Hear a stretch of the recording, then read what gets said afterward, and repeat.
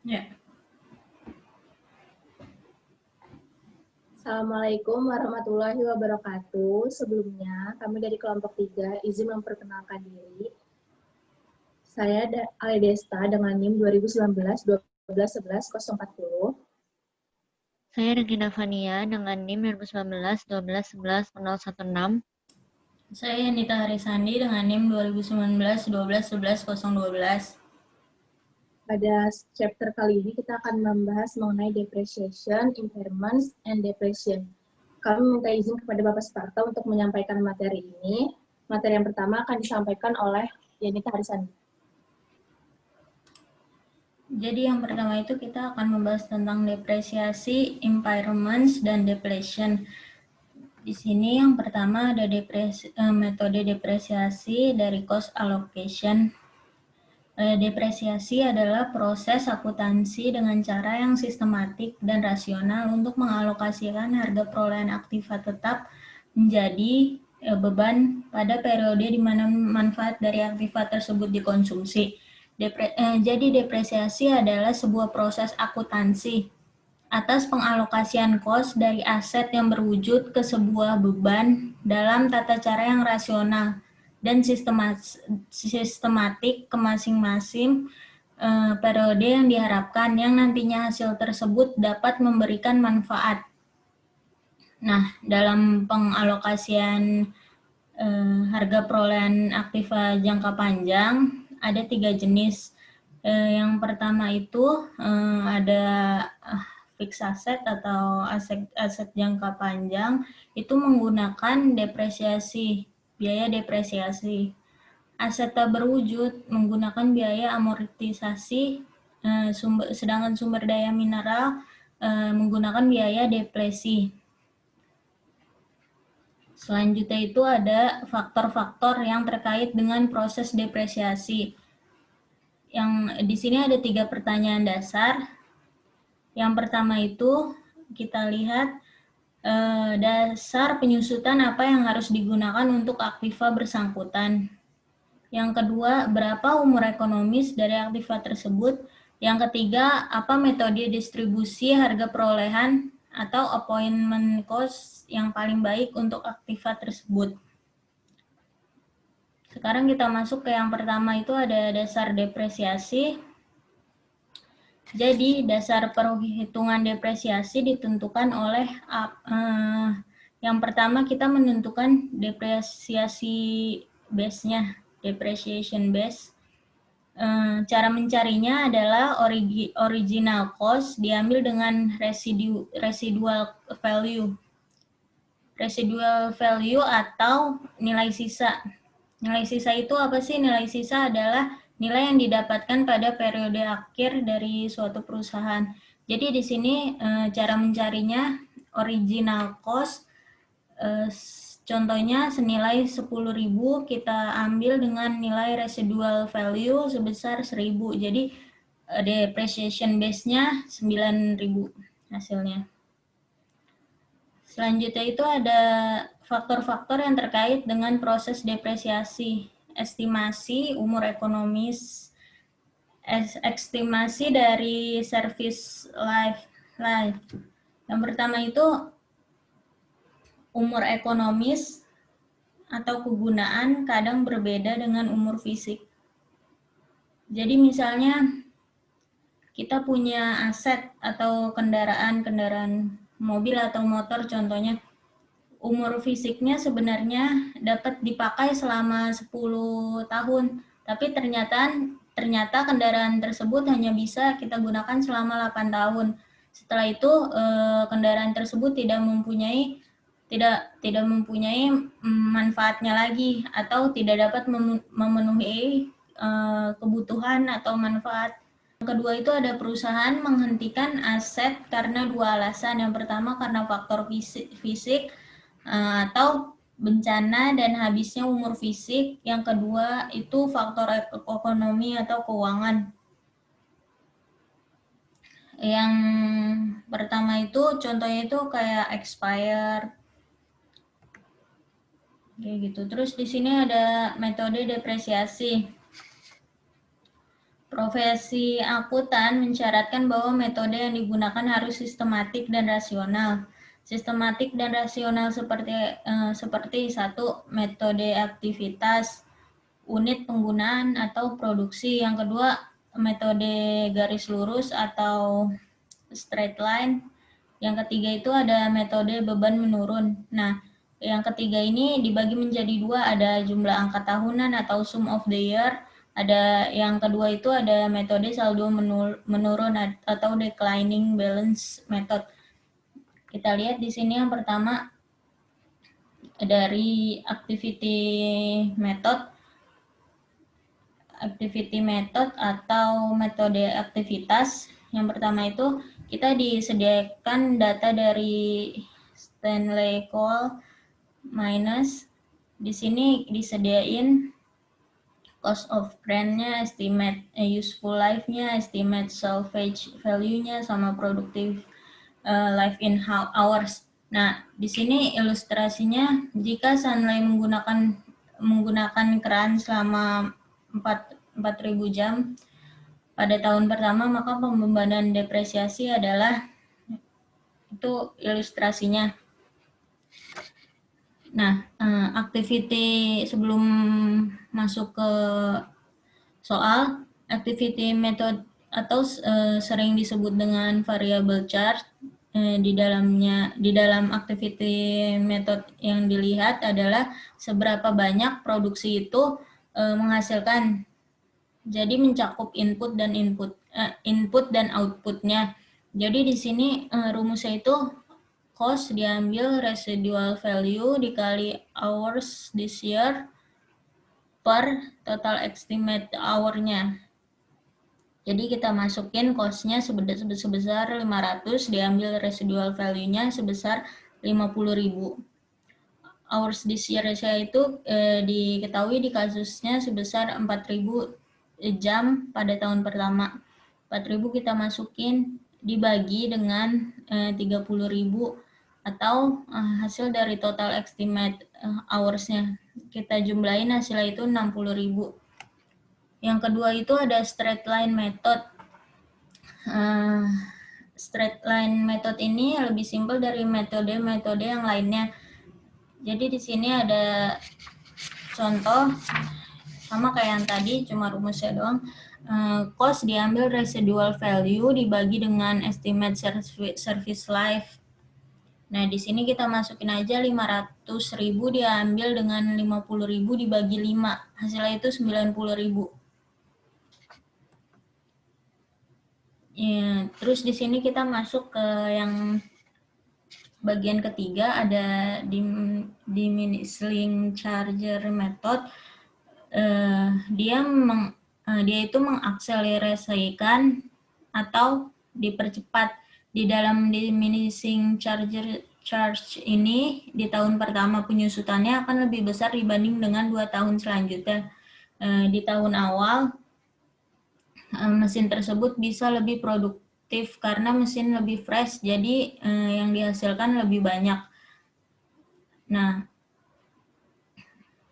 di sini kita lihat contohnya sum of the year. Perhitungannya itu menggunakan denominator dan nominator. Denominator itu angka yang bagian bawahnya, sedangkan nominator itu jumlah umur yang tersisa.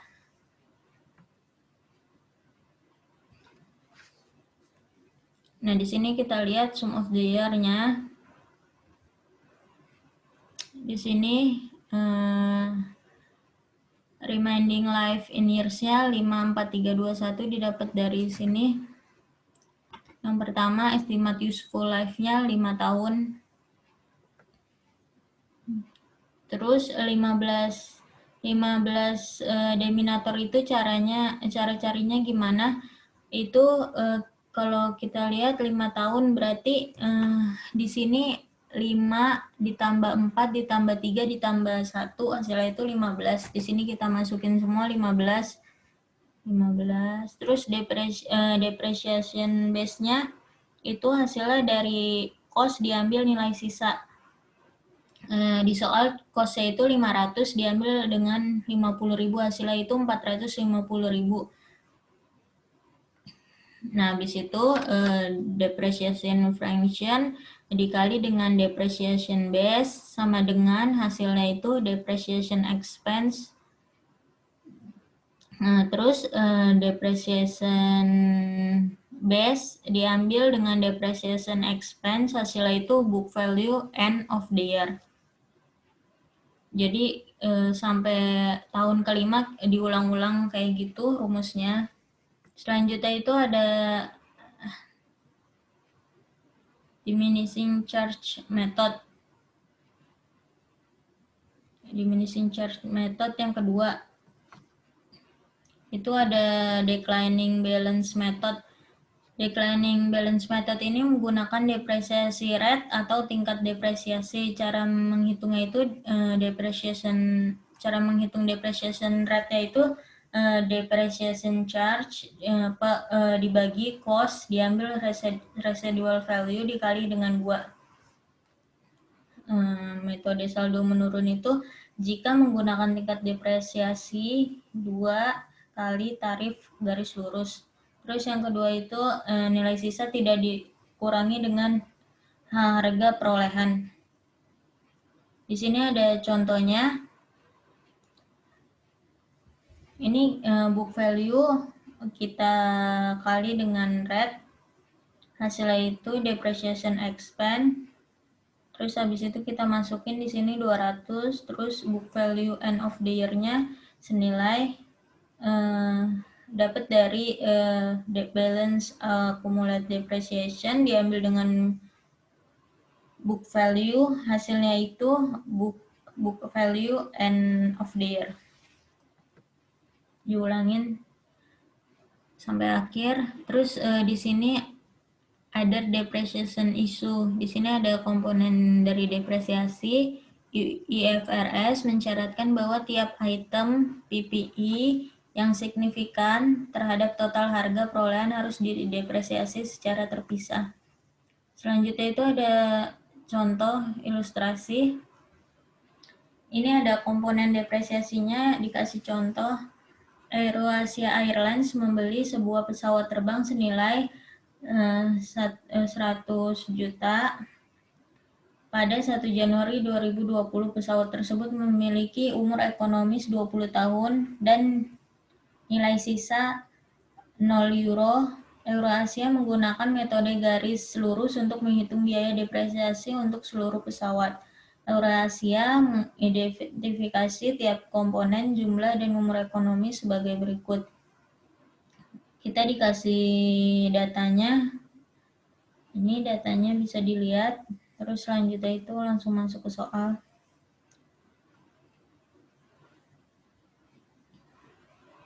Di sini komponen amount tinggal dibagi dengan useful life. Baru dapat komponen depreciation-nya. Di sini 60 juta dibagi dengan 20, hasilnya itu 3 juta. 32 juta dibagi dengan 8 juta, hasilnya itu 4 juta. Terus yang terakhir itu 8 juta dibagi dengan 5 tahun, hasilnya itu 1,6. Nah, habis itu komponen depresiasinya itu kita jumlahin sebesar 8.600.000. Kalau kita jurnalin itu jurnalnya depreciation expense terhadap accumulated depreciation equipment senilai 8.600.000. Terus di sini dimasukin ke non current asset airplane sebesar 100 juta diambil dengan 8.600.000 nilai dari accumulated depresiasinya. Kita ambil hasilnya itu 91,4 juta. Selanjutnya itu masalah penyusutan khusus. Masalah dari penyusutan itu ada 3. Yang pertama itu bagaimana penyusutan harus dihitung untuk periode sebagian. Yang kedua, apakah penyusutan menyediakan dana untuk penggantian aktiva. Yang ketiga, bagaimana revisi tarif penyusutan ditangani. Selanjutnya itu ada depresiasi dan penggantian PII. Terbagi menjadi dua, yaitu tidak melibatkan arus kas keluar pada periode berjalan. Yang kedua ada dana untuk penggantian aset berasal dari pendapatan. Selanjutnya itu ada revisi tingkat depresiasi. Terbagi menjadi meliputi periode berjalan dan periode yang akan datang, tidak berlaku surut, tidak mempertimbangkan kesalahan atau item luar biasa. Terus di sini ada revision of depreciation rate. Arcadia HS membeli peralatan 510 dengan estimasi umur ekonomi 10 tahun dan residual value 10.000. Depresiasi yang telah tercatat adalah selama 7 tahun berdasarkan straight line method. Pada tahun 2019, tahun ke-8 ditentukan bahwa total umur ekonomis adalah 15 tahun dengan nilai sisa 5.000. Pertanyaannya, apakah jurnal yang dibuat untuk memperbaiki periode depresiasi? Itu pertanyaan pertama. Yang kedua itu hitung biaya depresiasi untuk tahun 2019. Yang pertama itu equipment cost senilai 510, salvage value 10.000, terus depreciation base-nya 500.000, useful life-nya 10 tahun, annual depreciation-nya didapat dari 50.000 dikali 7 tahun sebesar 350.000. Nah, balance sheet-nya equipment senilai 510 diambil dengan accumulate depresiasi senilai 350, hasilnya itu net book value sebesar 160.000.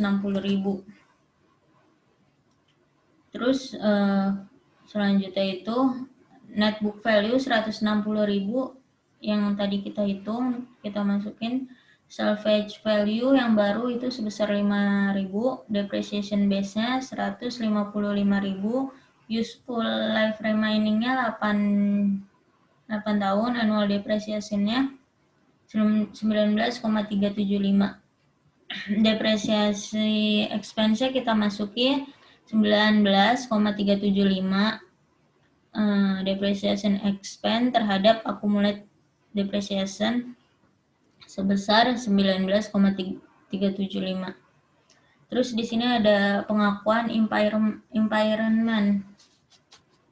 Aset tetap di impairment apabila perusahaan tidak mampu memulihkan nilai buku aset, baik dengan menggunakan atau dengan menjual. Nah, pengakuan dari impairment ini berdasarkan annual basis, perusahaan mereview faktor yang dipertimbangkan sebagai faktor yang dilakukannya impairment, yaitu penurunan kemampuan aset untuk menghasilkan kas baik dengan digunakan maupun dijual. Selanjutnya itu, jika faktor impairment ada, maka sebuah uji impairment harus dilakukan, yaitu membandingkan antara book value dengan nilai yang dapat dipulihkan. Maka yang lebih tinggi adalah nilai wajar, biaya penjualan dengan value in use. Di sini dikasih contoh. Cruise Company melakukan uji impairment untuk peralatan yang dimiliki. Nilai buku peralatan sebesar $200. Nilai wajar dikurangi biaya penjualan $180 dan value in use-nya 205.000. Kita masukin di sini carrying amount-nya 200.000. Recoverable amount-nya 205, sedangkan value in use-nya 205. Fair value less cost to sell-nya 180. Nah, informasi sama untuk cruise dengan contoh sebelumnya, kecuali bahwa nilai value in use peralatan adalah 175.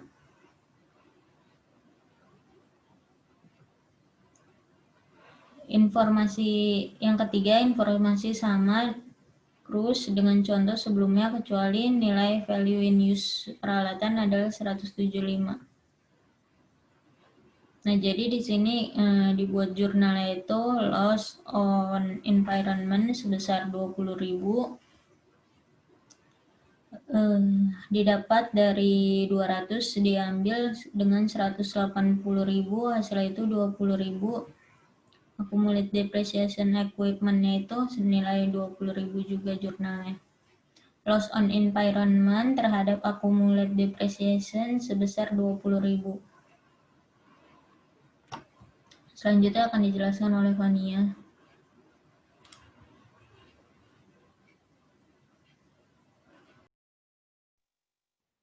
Ilustrasi penurunan. Kasus yang pertama, pada tanggal 31 Desember 2020, Hanway Ltd memiliki peralatan dengan biaya sebesar 26 juta dan akumulasi penyusutan sebesar 12 juta.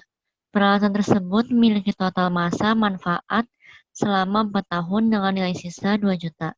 Informasi berikut berkaitan dengan peralatan ini.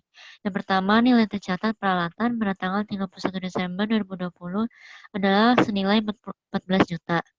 Dari 26 juta dikurang 12 juta. Yang kedua, Hanoi menggunakan depresiasi garis lurus. Depresiasi Hanoi adalah 6 juta, yaitu dari 26 juta dikurang 2 juta, kemudian dibagi 4 untuk tahun 2020 dan dicatat. Yang ketiga, Hanoi telah menetapkan bahwa nilai yang dapat diperoleh kembali untuk aset ini pada tanggal 31 Desember 2020 adalah 11 juta. Yang keempat, sisa masa manfaat peralatan setelah 31 Desember 2020 adalah 2 tahun. Next. Kasus yang pertama, Hanoi mencatat penurunan nilai peralatannya pada tanggal 31 Desember 2020 sebagai berikut.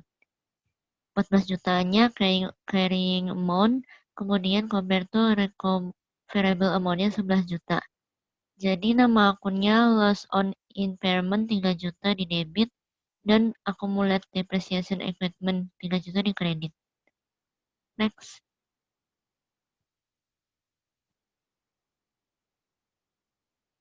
Untuk equipment-nya 26 juta, kemudian less-nya accumulated depreciation equipment-nya 15 juta. Jadi carrying value-nya pada tanggal 31 Desember 11 juta. Hanoi Ltd menentukan bahwa total masa manfaat peralatan tidak berubah atau sisa masa manfaat masih 2 tahun. Namun perkiraan nilai sisa peralatan sekarang adalah 0. Hanoi terus menggunakan depresiasi garis lurus dan jurnal berikut mencatat depresiasi untuk tahun 2021. Untuk nama akunnya depreciation expense 5.500.000 di debit dan accumulated depreciation equipment 5.500.000 di kredit. Next.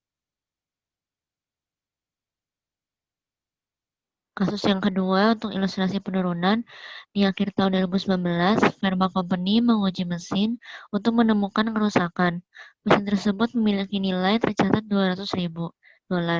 Ini memiliki perkiraan sisa masa manfaat selama 5 tahun, karena hanya sedikit informasi terkait pasar yang menjadi dasar jumlah terpulihkan berdasarkan nilai wajar. Pharma menentukan jumlah terpulihkan mesin harus didasarkan pada nilai dalam penggunaan. Pharma menggunakan tarif diskon 8%. Analisis Pharma menunjukkan bahwa arus kas masa depan akan menjadi $40.000 setiap tahun selama 5 tahun, dan itu akan menerima nilai sisa $10.000 pada akhir 5 tahun. Diasumsikan bahwa semua arus kas terjadi pada akhir tahun. Present value of 5 annual payment-nya $40.000 dalam kurung 40.000 dikali 3,99271 jadi 159.708,40. Persen value-nya jadi 6.805,80. Jadi value in use related to mesinnya 166.514,20. Next.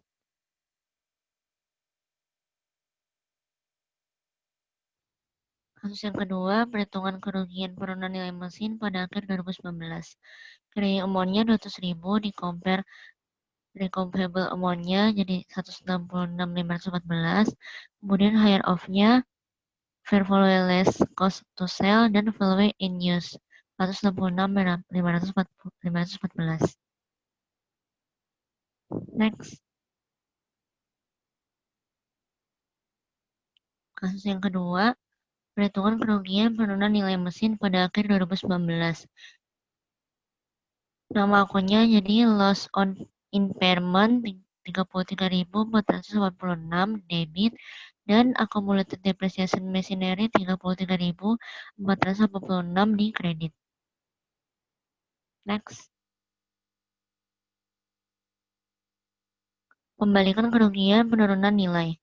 Ilustrasi yang pertama, Tan Group membeli peralatan pada tanggal 1 Januari 2019 seharga $300.000. Masa manfaat 3 tahun dan tidak ada nilai sisa.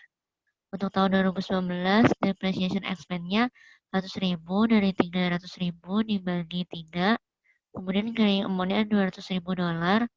Di tahun 2020, 100.000 dikali 300.000 dibagi 3, carrying amount-nya jadi $100.000.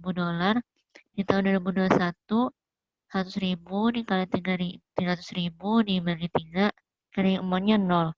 Pada tanggal 31 Desember 2019, Tan mencatat kerugian penurunan nilai sebesar $20.000. Nama akunnya loss on impairment 20.000 di debit dan accumulated depreciation expense 20.000 di kredit. Next. Beban penyusutan dan nilai tercatat terkait setelah penurunan nilai. Di tahun 2020, depreciation expense-nya 90.000 dikali 180.000 dibagi 2, carrying amount-nya jadi $90.000. Di tahun 2021, 90.000 dikali 180.000 dibagi 2, carrying amount-nya 0.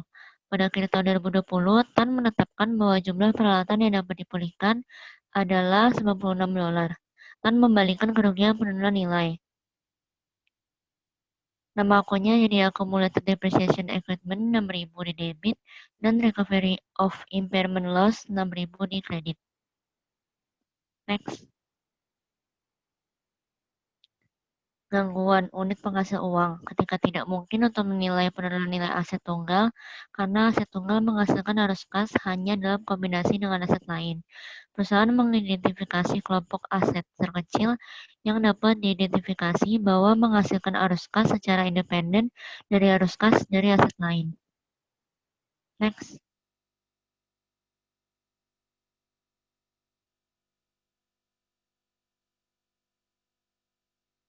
Gangguan penurunan nilai aset yang akan dibuang.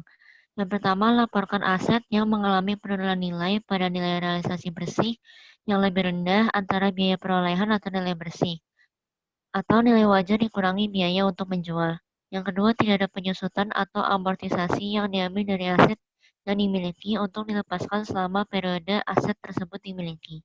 Yang ketiga, dapat mencatat atau menurunkan aset yang dimiliki untuk pelepasan di masa mendatang, selama nilai tercatat setelah pencatatan tidak pernah melebihi nilai tercatat aset sebelum penurunan nilai. Next.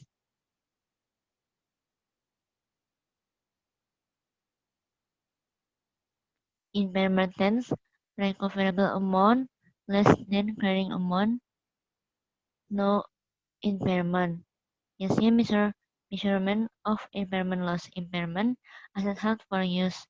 Yang pertama ada impairment loss, excess of carrying amount over recoverable amount.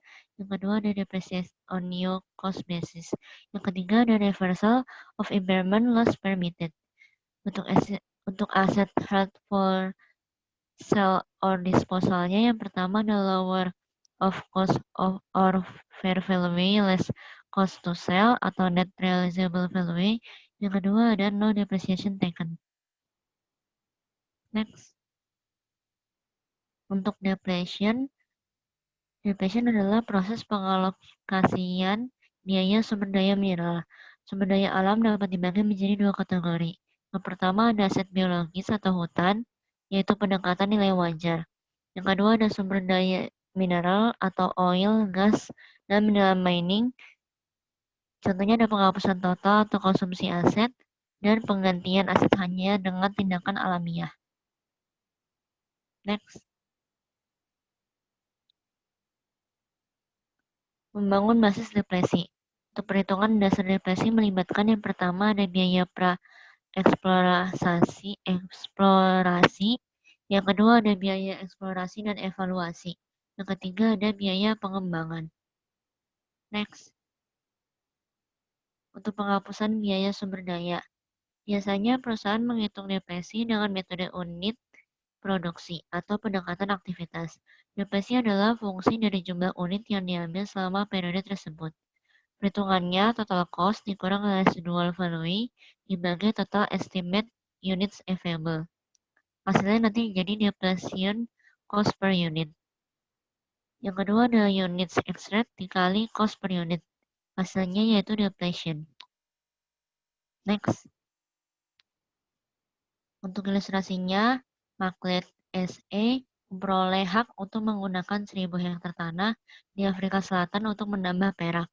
Biaya sewa 50.000 dan biaya eksplorasi terkait pada properti adalah 100.000. Biaya pengembangan tidak terwujud yang terjadi dalam pembukaan tambang adalah 850.000. Maklet memperkirakan bahwa tambang tersebut akan menghasilkan sekitar 100.000 ons emas. Cara menghitungnya total cost dikurang residual value dibagi total estimate unit available. Jadi 1 juta dibagi 100.000 jadi hasilnya 10 per ounce. Next.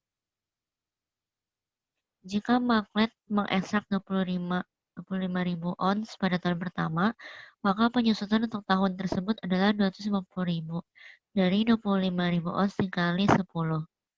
Untuk akunnya inventory 250.000 di debit dan accumulated depletion 250.000 di kredit.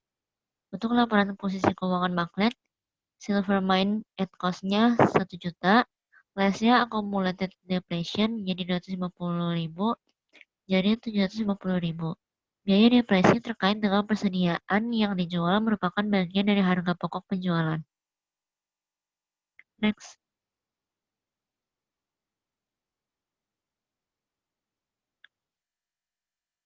Untuk memperkirakan cadangan yang dapat dipulihkan, yang pertama, sama seperti akuntansi untuk perubahan estimasi. Yang kedua, merevisi tingkat depresi secara prospektif. Yang ketiga, bagilah sisa biaya dengan perkiraan baru cadangan yang dapat dipulihkan. Next. Depletion untuk liquidating dividends, yaitu dividen lebih besar dari jumlah akumulasi laba bersih. Ilustrasinya, Calahan Mining memiliki saldo laba ditahan sebesar 1.650.000. Akumulasi depresi pada properti mineral sebesar 2.100.000 dan premi saham sebesar 5.435.493. Dewan Calahan mengumumkan dividen sebesar 3 per saham atas 1 juta saham beredar. Ini mencatat dividen tunai 3 juta sebagai berikut. Untuk retained earnings 1.650.000 di debit, share premium ordinary 1.350.000 di debit, dan cash 3 juta di kredit. Next. Untuk penyajian laporan keuangan depression, pengungkapan yang terkait dengan pengeluaran E dan E harus mencakup yang pertama, kebijakan akuntansi untuk pengeluaran eksplorasi dan evaluasi, termasuk pengakuan aset E dan E. Yang kedua, besaran aset, kewajiban, pendapatan, dan beban, serta arus kas operasi yang timbul dari kegiatan eksplorasi dan evaluasi sumber daya mineral. Next.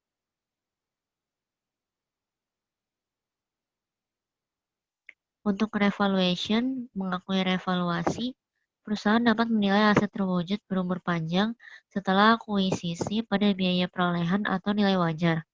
Network Rail-nya memilih untuk menggunakan nilai wajar untuk mempertanggungjawabkan jaringan relnya. Yang pertama, meningkatkan aset berwujud berumur panjang sebesar 4.289 juta. Yang kedua, perubahan nilai wajar dicatat dengan menyesuaikan akun aset dan membentuk keuntungan yang belum direalisasi. Yang ketiga, ada keuntungan yang belum direalisasi, sering disebut sebagai revaluation surplus. Next.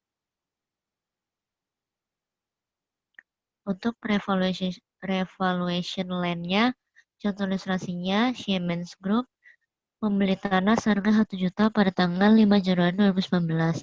Perusahaan memilih untuk menggunakan akuntansi revaluasi untuk tanah tersebut pada periode berikutnya. Pada tanggal 31 Desember 2019, nilai wajar tanah tersebut adalah 1.200.000. Jurnal untuk mencatat tanah pada nilai wajar adalah sebagai berikut. Land 200.000 di debit dan unrealized gain on revaluation land 200.000 di kredit.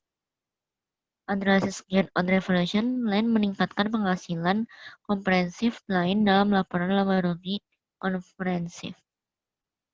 Next. Untuk revaluation depreciable asset, ilustrasinya Lenovo Group atau CHN membeli peralatan seharga 500.000 pada tanggal 2 Januari 2019. Peralatan tersebut memiliki masa manfaat 5 tahun, disusutkan dengan menggunakan metode garis lurus penyusutan, dan nilai sisa adalah 0. Lenovo memilih untuk menilai kembali peralatannya ke nilai wajar selama masa memakai peralatan. Lenovo mencatat beban penyusutan sebesar 100.000 dikali 500.000 dibagi 5 pada tanggal 31 Desember 2019 sebagai berikut, yaitu depreciation expense 100.000 di debit dan accumulated depreciation equipment 100.000 di kredit. Next.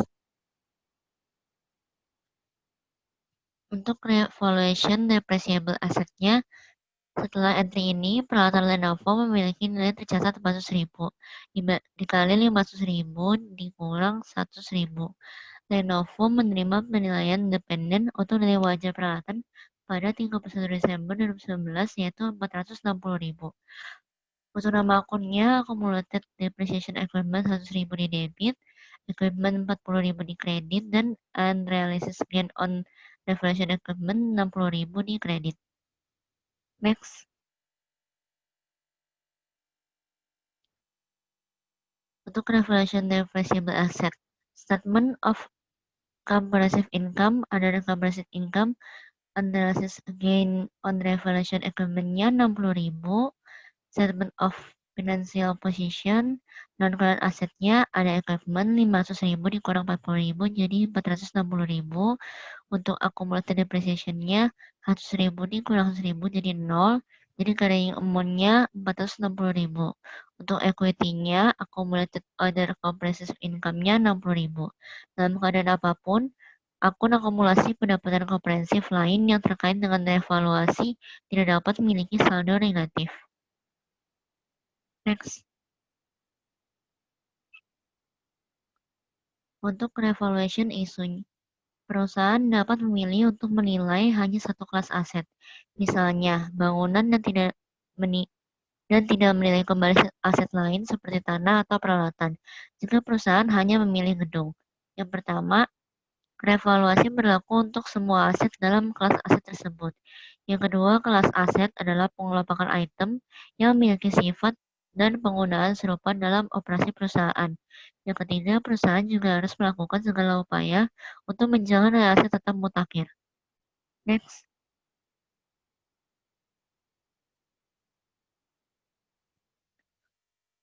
Presentation and analysis. Presentasi properti, pabrik, peralatan, dan sumber daya mineral. Depreciation aset, gunakan akumulasi penyusutan. Depreciation aset dapat mencakup penggunaan akun akumulasi depresi atau pengurangan aset secara langsung. Untuk pengungkapan yang pertama ada dasar penilaian atau biaya biasanya. Yang kedua ada janji hak gadai dan komitmen lainnya. Next.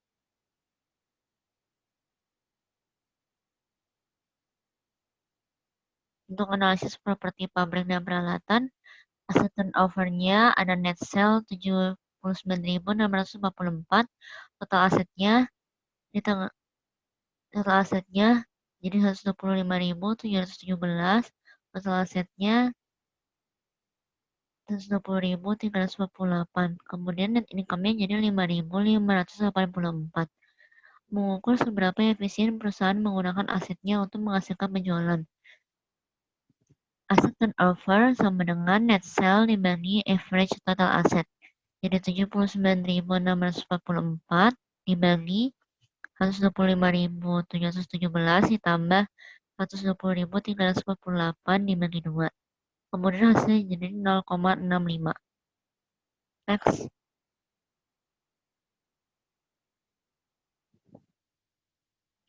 Untuk profit margin on sale-nya, di net sale-nya 79.644, total asetnya di tanggal 9, 30, 16, jadi 125.717, total asetnya di tanggal 9, 30, 2015, jadi 110, 348.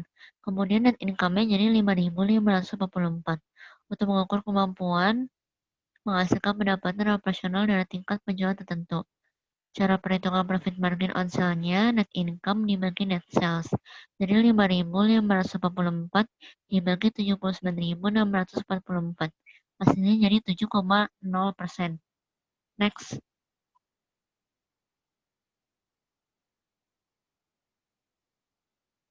Untuk return on asset-nya, net sales-nya 79.644, total aset tanggal 9, 30, 2016, 125.717, total aset tanggal 9, 30 di 2015, 120, 348. Untuk net income-nya 5.544. Mengukur keberhasilan perusahaan dalam menggunakan aset untuk menghasilkan laba. Untuk perhitungan return on asset-nya, net income dibagi average total asset. Jadi 5.544 dibagi 125.317 ditambah 120.348 dibagi 2, jadi hasilnya 4,5%.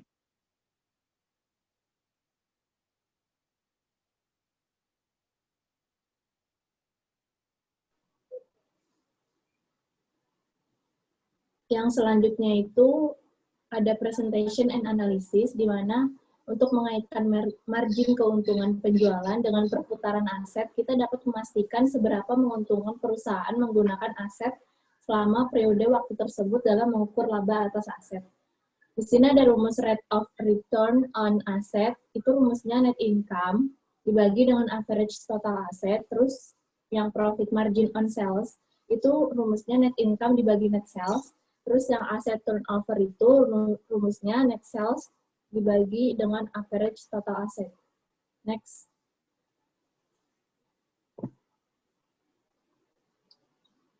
Sini ada contoh hitungannya.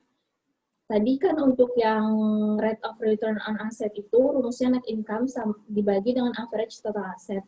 Net income-nya itu 5.584 dibagi dengan average total asset-nya 125.717 ditambah dengan 120.348 dibagi dengan 2, hasilnya 4,5%.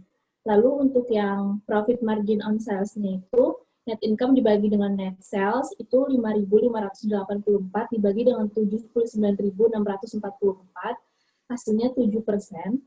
Nah, untuk yang terakhir itu ada asset turnover itu net sales dibagi dengan average total asset itu 79.644 dibagi dengan 125.717 ditambah dengan 120.348 dibagi 2, hasilnya 0,65. Next.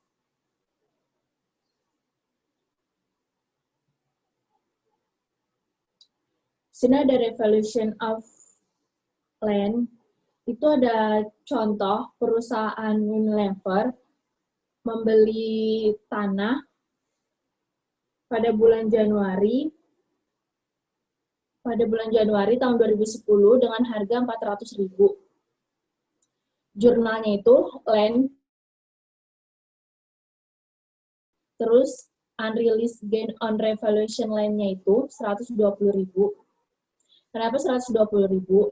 Karena pada bulan Desember 31 tahun 2010 itu land tanahnya itu harga nilai jualnya itu, harga nilai sebenarnya itu 520, terus karena dia membeli lagi pada tanggal Januari, sebelumnya dia membeli pada tanggal Januari tahun 2010 itu, maka harga dari nilai sebenarnya 520.000 dikurangi dengan 400.000, hasilnya 120.000. Next.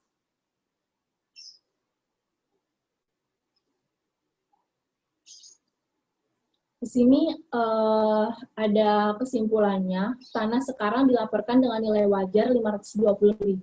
Terus yang kedua itu ada kenaikan nilai wajar seharga 120.000 yang mengurangi pendapatan komprehensif lain.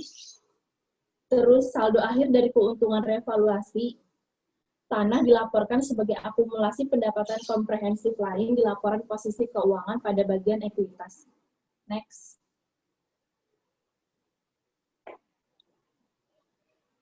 Terus ini ada contoh soalnya untuk yang decrease below historical cost, di mana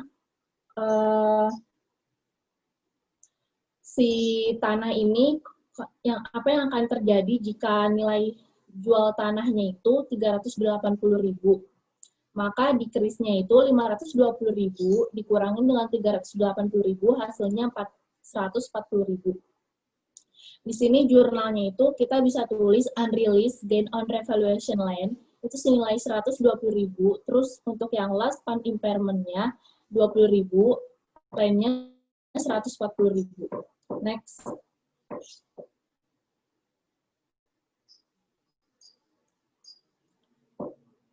Di sini dijelasin juga debit ke keuntungan yang belum direalisasi atas revaluasi tanah senilai 120.000 mengurangi pendapatan komprehensif lain yang mengurangi akumulasi pendapatan.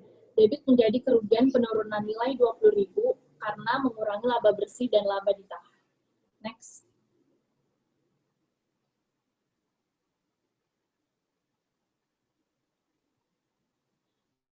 Di sini contoh soal yang ketiga itu ada recovery of impairment loss itu pada tanggal 31 Desember 2012. Unilever, tanah Unilever itu harganya nilai increase-nya itu 415.000. Terus dia mengalami penurunan itu senilai 415.000 dikurangi 380.000 hasilnya 35.000. Lainnya 35.000, unrealized gain on revaluation lainnya itu 15.000, recovery of impairment loss-nya itu 20.000. Next.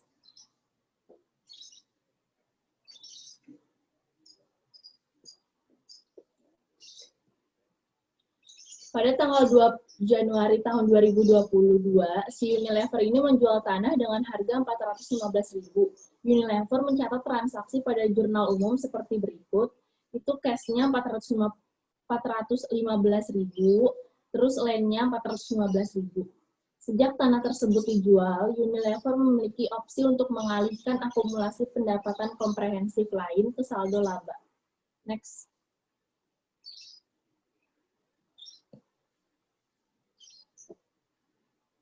Di sini juga dijelasin kenapa ada recovery of impairment loss. Itu tujuannya untuk menghilangkan keuntungan yang belum direalisasi atas tanah yang dijual, terus transfer dari akumulasi pendapatan komprehensif lain tidak dapat meningkatkan pendapatan bersih. Yang ketiga, meskipun nilai tanah telah meningkat sebesar 15.000, Unilever tidak dapat mengakui perolehan laba bersih selama periode kepemilikan tanah tersebut. Next.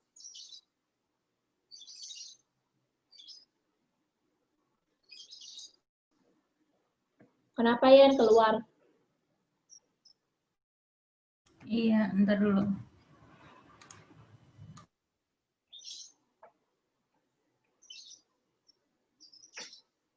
Slide 40.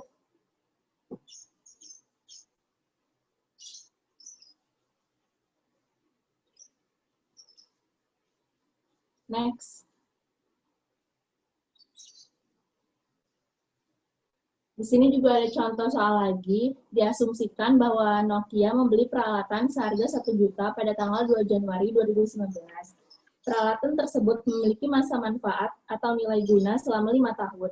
Disusutkan dengan menggunakan metode garis lurus penyusutan dan nilai sisanya itu 0. Nokia memilih untuk menilai kembali pada tanggal 31 Desember 2019, Nokia mencatat beban penyusutan sebesar 200.000 didapat dari 1 juta dibagi dengan 5. Kenapa 5? Karena nilai guna manfaat peralatan tersebut itu sebanyak 5 tahun. Next.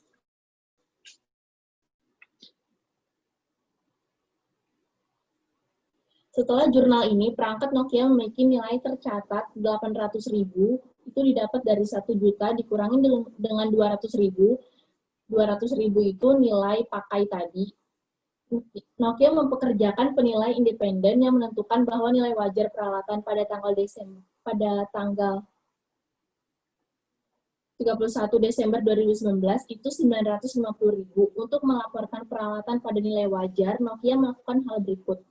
Yang pertama itu, si perusahaan mengurangi akumulasi penyusutan, akun peralatan menjadi 0, terus yang kedua, mengurangi akun perlengkapan sebesar 50.000, kemudian dilaporkan pada nilai wajarnya sebesar 950.000, terus yang ketiga, mencatat keuntungan yang belum direalisasi atas peralatan revaluasi untuk selisih antara nilai wajar dan nilai tercatat dari peralatan tersebut, atau 150.000 didapat dari 950.000 dikurangi dengan 800.000. Jurnalnya itu, next.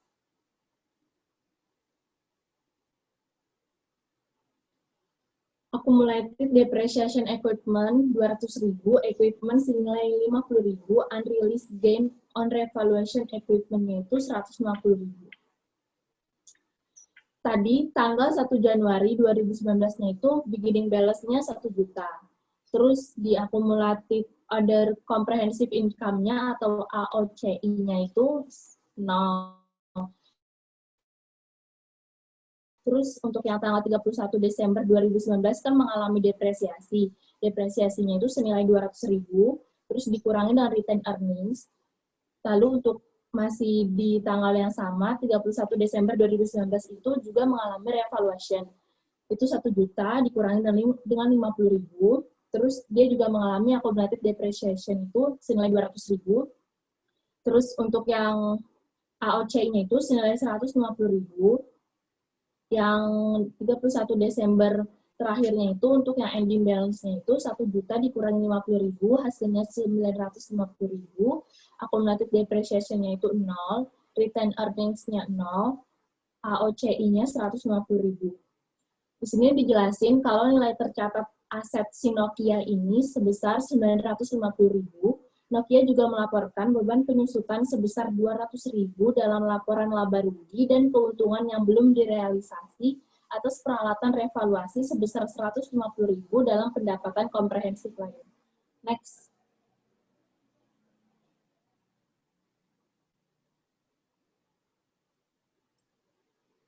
Yang selanjutnya itu ada decrease below historical cost.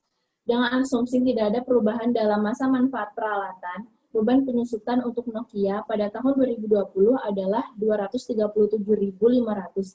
Didapat dari 950.000 dibagi dengan 4, dan jurnalnya itu depreciation expense senilai 237.500, accumulated depreciation equipment itu 237.500. Berdasarkan IFRS, Nokia dapat mengalihkan dari akumulasi pendapatan komprehensif lain selisih antara penyusutan berdasarkan nilai tercatat, kembali peralatan dan penyusutan berdasarkan biaya asli aset ke saldo laba. Next.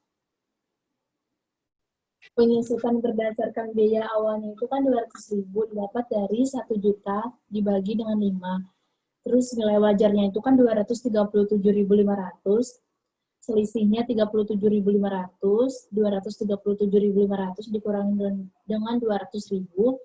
Jurnalnya accumulated other comprehensive income senilai 37.500, retained earnings-nya 37.500. Terus di sini ada equipment itu senilai 950.000, terus dikurangi dengan accumulated depreciation equipment-nya itu 237.500, carrying amount-nya itu senilai 712.500, terus yang terakhir ada accumulated other comprehensive income-nya itu senilai 112.500. Didapat dari 150.000 dikurangi dengan 37.500. Next.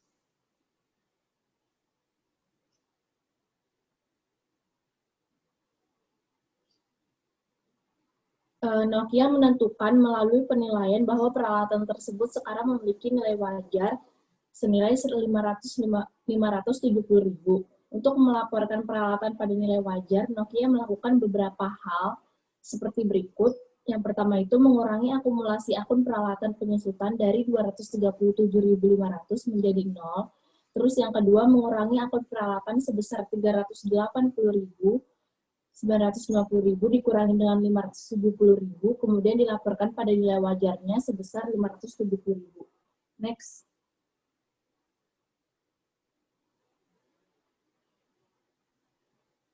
Yang ketiga itu mengurangi keuntungan yang belum direalisasi atas peralatan revaluasi sebesar 112.500 untuk mengimbangi saldo akun keuntungan yang belum direalisasi terkait dengan revaluasi tahun 2019. Terus yang keempat, mencatat kerugian penurunan nilai sebesar 30.000. Jurnalnya itu, accumulated depreciation equipment-nya itu 237.500, loss on impairment-nya 30.000, unrealized gain on revaluation equipment-nya 112.500, equipment-nya 380.000. Next.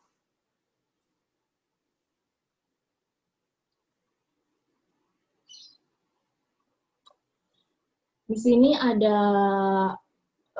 tanggal 31 Desember 2019-nya itu kan ending balance terakhirnya di AOCI itu senilai 150.000, sedangkan untuk yang equipment fair value-nya itu 950.000. Return earnings-nya 200.000. Terus pada tahun baru 1 Januari 2020, beginning balance-nya 950.000, accumulated depreciation-nya 0, return earnings-nya 200.000, AOCI-nya 150.000. Terus untuk yang 31 Desember 2020 di bagian depreciation-nya itu accumulated depreciation-nya 237.500, terus RE-nya 237.500. Untuk yang 31 Desember di bagian transfer from AOCI-nya itu return earnings-nya 37.500, sedangkan untuk yang AOCI-nya juga sama 37.500. Yang 31 Desember 2020 di bagian revaluation itu equipment fair value-nya itu 380.000, accumulated depreciation-nya 237.500, return earnings-nya 30.000, AOCI-nya 112.500. Untuk yang terakhir di ending balance tahun 2020-nya itu total equipment fair value-nya 570.000, accumulated depreciation-nya 0, return earnings-nya 430.000, AOCI-nya 0. Di sini dijelasin juga kalau jumlah tercatat peralatan tersebut menjadi 570.000, Nokia melaporkan beban penyusutan sebesar 237.500 dan kerugian penurunan nilai sebesar 30.000 dalam laporan keuangan laba rugi. Di sini Nokia juga melaporkan pembalikan dari keuntungan yang belum direalisasi yang tercatat sebelumnya ke saldo laba 37.500 dan jurnal keuntungan yang belum direalisasi dari peralatan revaluasi sebesar 112.500. Next.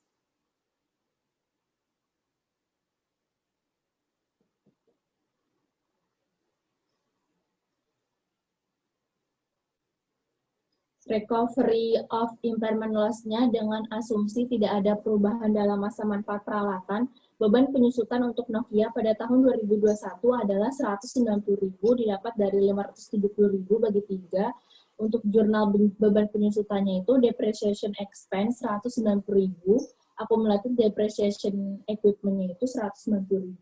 Next.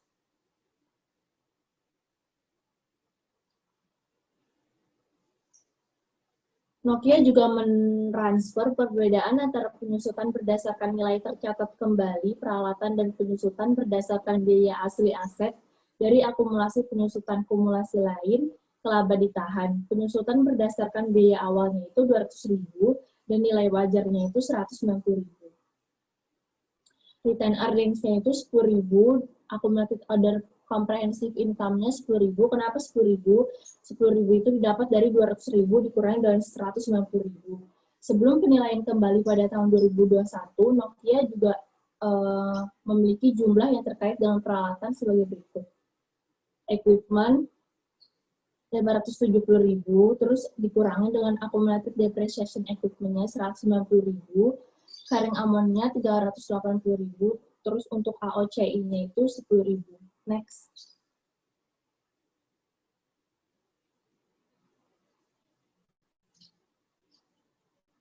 Nokia menentukan melalui penilaian bahwa peralatan tersebut memiliki nilai wajar senilai 450.000. Untuk melaporkan peralatan pada nilai wajar, Nokia melakukan beberapa hal. Ada 4 hal, yaitu mengurangi akumulasi akun peralatan depresiasi 190.000 menjadi 0. Yang kedua, mengurangi akun peralatan sebesar 120.000, kemudian dilaporkan pada nilai wajar senilai 450.000. Yang ketiga, mencatat keuangan yang belum direalisasi atas peralatan revaluasi sebesar 40.000. Yang keempat, mencatat pemulihan kerugian penurunan nilai untuk 30.000.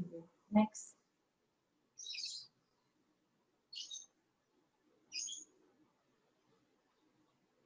Selain itu, Nokia juga menentukan penilaian bahwa peralatan tersebut memiliki nilai wajar 450.000. Di sini ada contoh transaksinya itu, accumulated depreciation equipment-nya kan tadi 190.000. Terus untuk yang unrealized gain on revaluation equipment-nya itu 40.000. Equipment-nya itu 120.000, recovery of loss on impairment-nya itu 30.000. Next.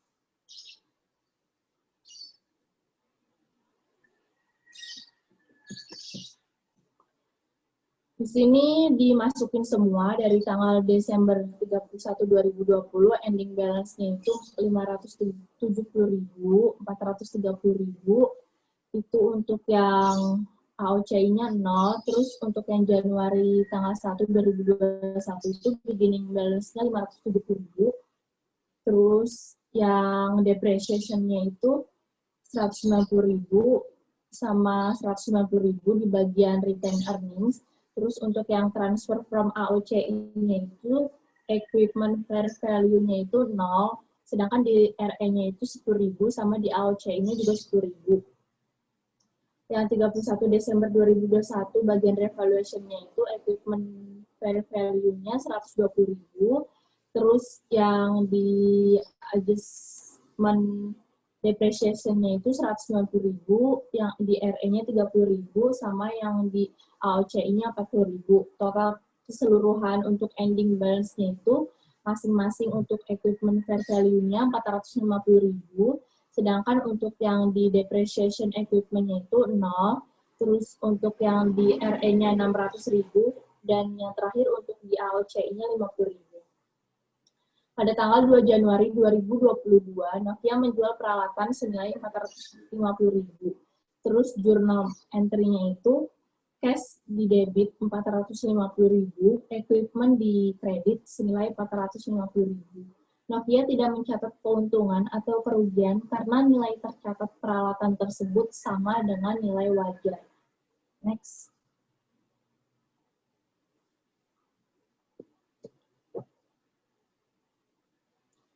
Ini yang tabel yang tadi, Nokia mentransfer sisa saldo dalam akumulasi pendapatan komprehensif lain ke saldo laba.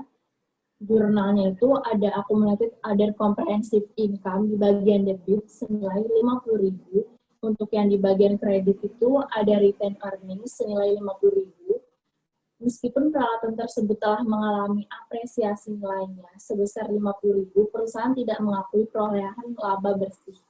Next. Yang selanjutnya itu ada soal latihan chapter 10, untuk yang materi exercise 10.5 akan dijelaskan oleh Fania.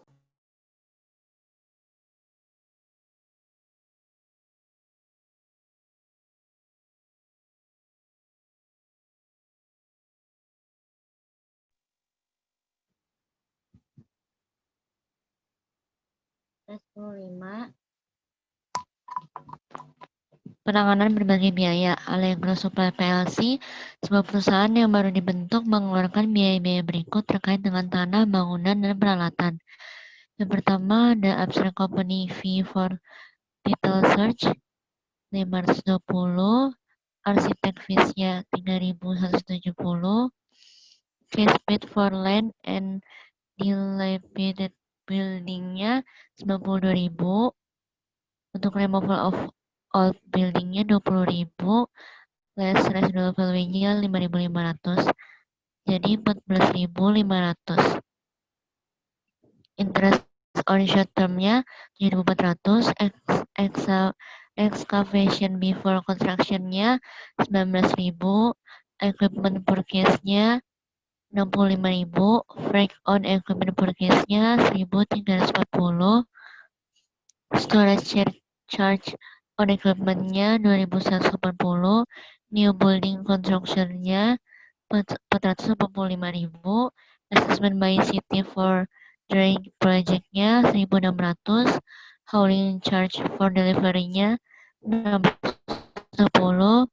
Installation of equipment-nya 2.000. Trees, serve, and other landscaping after completion of building-nya 5.400. Instruksinya, tentukan jumlah yang harus didebit ke tanah, gedung, dan peralatan. Asumsikan manfaat kapitalisasi bunga selama konstruksi melebihi biaya pelaksanaan. Tunjukkan bagaimana biaya yang tidak didebit ke rekening ini harus dicatat. Next.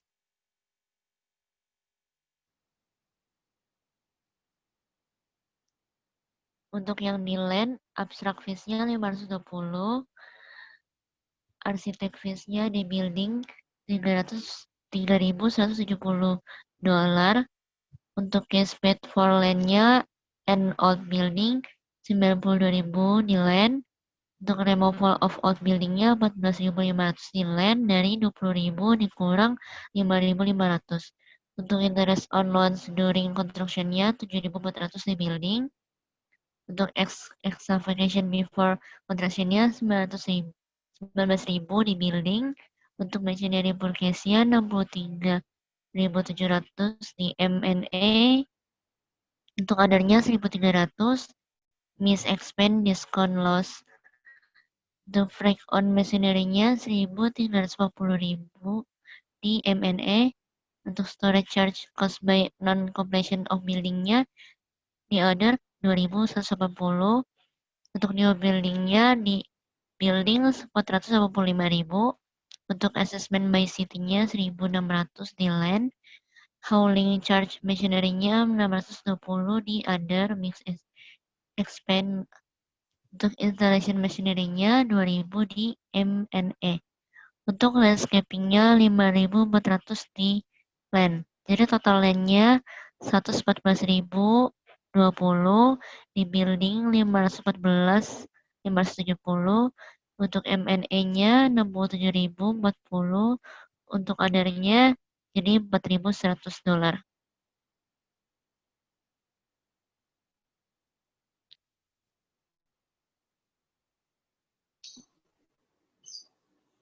Selanjutnya itu untuk yang exercise 10-14, di sini ada perusahaan Sterling has decided to purchase equipment from Central Industry on January 2019 to expand its production capacity to meet customer demand for its product. Sterling issue $900,000 5 years. Zero interest-bearing note to Central for the new equipment when the prevailing market rate of interest for obligation of this nature is 12%. The company will pay off the note in $580,000 installment due at the end of each year over the life of the note. Instruksinya itu yang bagian A, ada prepare the journal entry at the date of purchase. Terus yang B, prepare the journal entry at the end of the first year to record the payment and interest. Yang C, prepare the journal entry at the end of the second year to record the payment and interest. Terus yang D itu ada assuming that the equipment had a 10-year life and no residual value, prepare the journal entry necessary to record depreciation in the first year.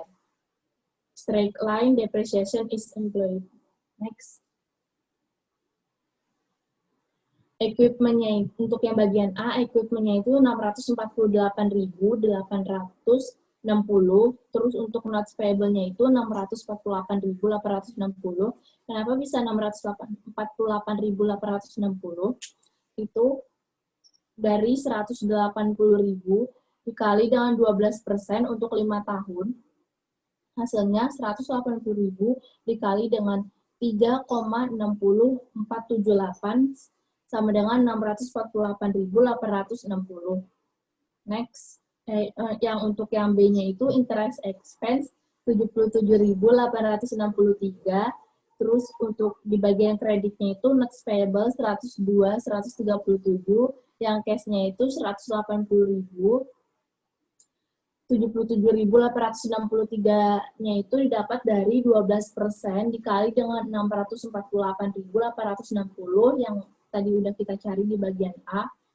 Terus di sini dimasukin semua untuk tahun 2010 pada tanggal 2 bulan Januarinya itu note payment-nya 0, tapi di balance-nya itu ada 648.860, sedangkan untuk yang di bulan Desembernya itu note payment-nya itu ada 180.000, interest-nya itu 77.863.000, reduction of principal-nya itu 102.137, di balance-nya 546.723, kemudian ada lagi 180.000 di bagian note payment, di 12% interest-nya itu 60.607,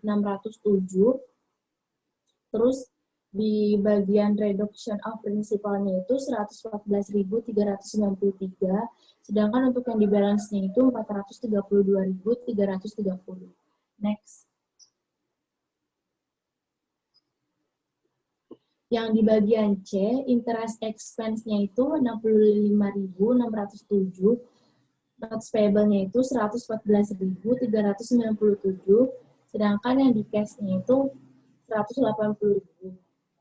Yang di bagian D, untuk depreciation expense-nya itu 64.886, sedangkan untuk yang di accumulated depreciation-nya itu 64.886, didapat dari 48860 yang tadi sudah kita cari di bagian A, dibagi dengan 10. Hasilnya 64.886. Yang selanjutnya akan dijelaskan oleh Yanita. Di exercise S10-19 ini kita disuruh nyari journal entries dari Santana Company. Assume that the exchange like commercial substance. Yang B itu prepare journal entry to record the exchange on the book of both company. Assume the exchange has commercial substance. Nah, di sini kita lihat buat yang pertama itu kita sediain journal entries buat Santana. Di sini equipment-nya yang baru itu 15.500 didapat dari 13.500 ditambah 2.000. Accumulated depreciation-nya senilai 19.000 di sebelah debit. Equipment-nya yang lama dari Santana Company ini senilai 28.000 di kredit. Cash-nya senilai 2.000 di kredit. Gain on exchange of equipment-nya senilai 4.500 di sebelah kredit. Didapat dari 13.500 diambil dengan 28.000 diambil dengan 19.000. Yang kedua itu ada Delaware journal entries-nya, cash di debit senilai 2.000, equipment yang baru senilai 13.500 di sebelah debit, accumulated depreciation senilai 10.000, loss of exchange on equipment-nya senilai 2,5, equipment-nya yang lama di sebelah kredit senilai 28.000. Yang buat yang B, jurnal entries-nya di Santana, equipment yang baru senilai 11.000, accumulated depreciation senilai 19.000 di sebelah debit, equipment yang lama di sebelah kredit sebesar 28.000, cash-nya di sebelah kredit sebesar 2.000. Buat yang di luarnya, cash-nya di sebelah debit senilai 2.000, equipment-nya yang baru senilai 13.500 di sebelah debit, accumulated depreciation-nya senilai 10.000 di debit, loss of on exchange of equipment-nya senilai 2.500 di sebelah debit, equipment-nya di sebelah kredit senilai 28.000. Selanjutnya akan dibacakan oleh Alia.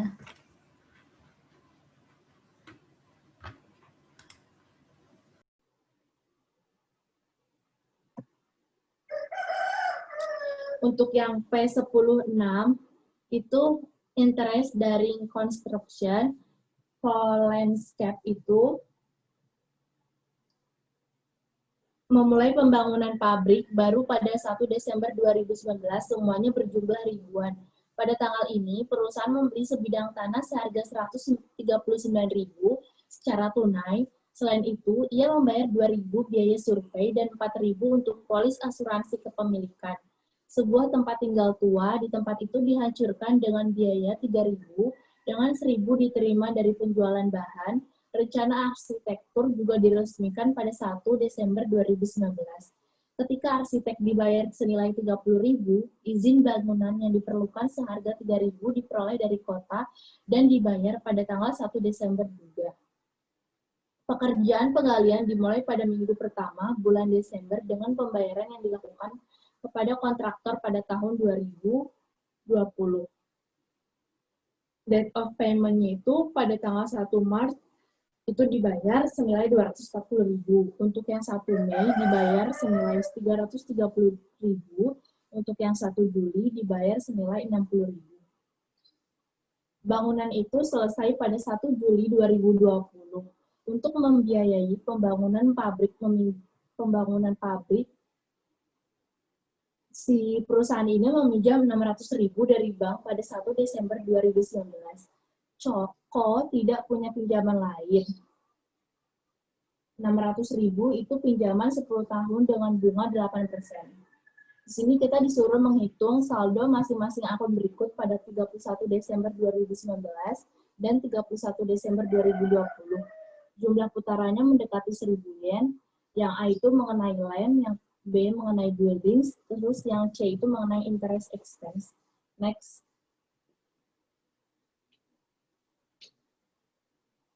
Interest capitalization balance in the land akunnya itu ada purchase price-nya itu 139.000, surveying cost-nya itu 2.000, title insurance policy-nya itu 4.000, demolition cost-nya itu 3.000, salvage-nya itu dikurangi dengan 1.000, total land cost-nya itu menjadi 147.000. Yang selanjutnya akan dijelaskan oleh Fania. Untuk expenditure 2019, tanggal 1 Desember, demand-nya 147.000, fashion-nya 1/12, weighted average accumulated expenditure-nya 12.250. Untuk 1 Desember berikutnya, amount-nya 30.000, fashion-nya 1/12, average-nya 1.500 untuk Desember 2020. Jadi yang di amount totalnya 180.000, untuk total weight average-nya jadi 15.000. Untuk interest capitalized for 2019, average-nya 15.000, interest rate-nya 8%, jadi amount capitalizable-nya 1.200. Untuk interest charge to interest expense-nya 600.000 dikali 0,8 dikali 1/12 dikurangi 1.200. Jadi amount capitalizable-nya 2.400. Selanjutnya oleh Yanita.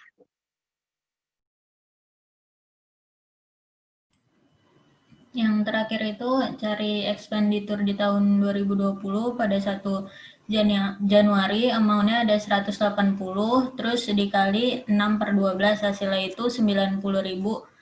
1 Januari 1.200 dikali 6/12, hasilnya itu 600. Pada 1 Maret 240 dikali 4/12, hasilnya itu 80.000. Di 1 Mei amount-nya ada 330 dikali 2 per 12, hasilnya 55.000. Pada 1 Juli 60.000, karena functionnya 0, jadi weighted expenditure-nya 0. Ditotalin, di amount-nya ada 811,200, di weighted expenditure ada 225,600. Di interest capitalized for 2020 itu weighted average expenditure ada 225.600, interest rate-nya 8%. Jadi dikaliin hasilnya 18,048. Terus interest charger-nya to interest expense 600.000 dikali 8%, diambil 18,048, hasilnya itu 29,952. Nah, habis itu kan diminta balance dari land building sama interest expense-nya. Habis itu tinggal dimasukin. Yang pertama itu yang A, balance in land account-nya di tahun 2019 sama 2020 itu 147. Yang kedua itu balance di building-nya di 2019 34,2. Di tahun 2020 682,248. Terus yang terakhir itu ada balance in interest expense-nya di tahun 2019 2,8. Balance in interest-nya di tahun 2020 itu senilai 29,952. Dari sini yang tadi kita hitung.